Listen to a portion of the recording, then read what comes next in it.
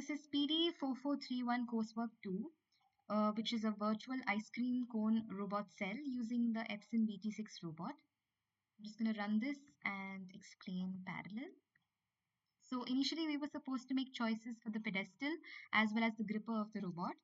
I selected the shortest pedestal, which gave me the sufficient height for the robot to perform all its actions within its reach. And as for the gripper, I chose the Robodk 2F140 gripper, which is a two-jaw gripper that was ideal for securely grabbing onto the rectangular portion of the cone.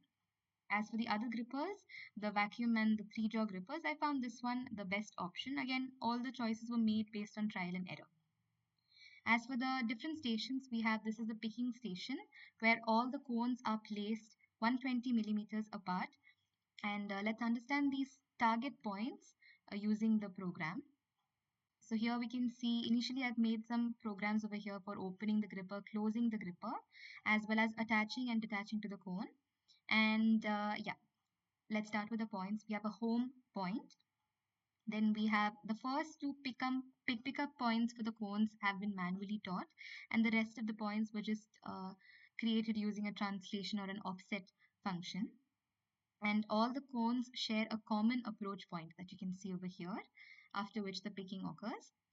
Now, as for the next station, which is the filling station, you can see multiple target points have been taught over here, because again, it's a curved trajectory that is to be followed. So the more the number of points, the better the curve. So below each of these pipes, there is an up-down motion, as you can see over here, just to resemble the ice cream filling process.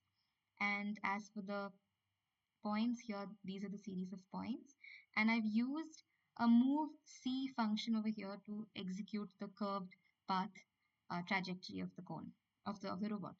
And for the filling station especially, I have managed to reduce the speed of the robot so that the resemblance is almost quite similar. And let's discuss about the dropping station as well, where all of the dropping positions have been actually taught manually, because initially I decided to teach one and offset the remaining, but I faced some issues with the robot colliding on the platform with the platform. So all the points were taught better. It was better to teach all of the dropping points separately.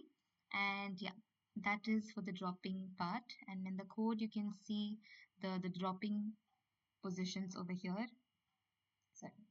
So these are the drop positions, 6 different positions, and the approach position for each drop is also designed using a translation function. So that is the ice cream robot in a nutshell.